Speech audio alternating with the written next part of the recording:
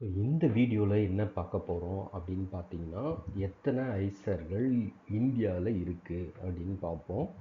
So மொத்தம் 7 IISERs இருக்குது. Indian institute of science education and research. அது எந்தெந்த இடத்துல இருக்குது அப்படிங்கிறத நாம் இந்த வீடியோவில் பார்ப்போம்.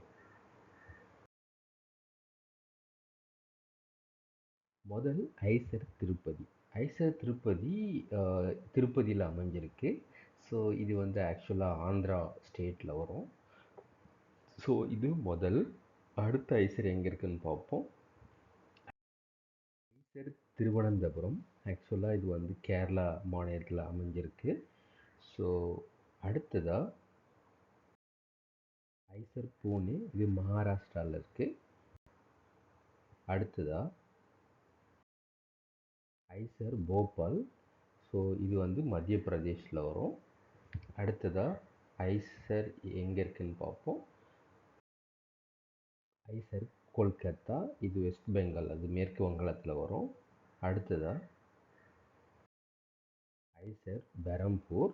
ஸோ அடுத்ததாக ஐசர் மொஹாலி.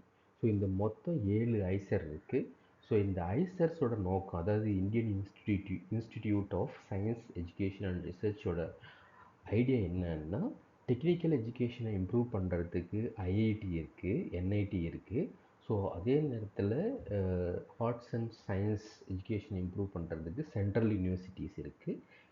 அதே மாதிரி அதையும் ஃபர்தராக இன்னும் பெட்டராக சயின்ஸ் எஜுகேஷனை இந்தியாவில் இம்ப்ரூவ் பண்ணுறதுக்காகவும், அதாவது பேசிக்ஸும் ஃபண்டமெண்டல்ஸும் சரி, ரிசர்ச் லெவல்லையும் சரி, சயின்ஸ் இம்ப்ரூவ் பண்ணுறதுக்காக உருவாக்கின இன்ஸ்டியூஷன் தான் Indian institute of science education and research.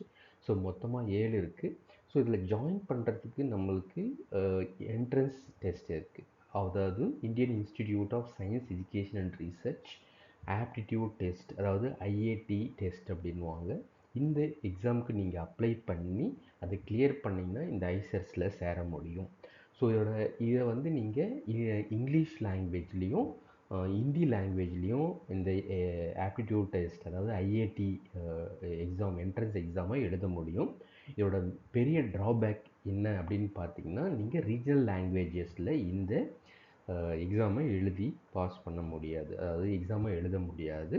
So Hindi and இங்கிலீஷில் மட்டும்தான் எழுத முடியும்.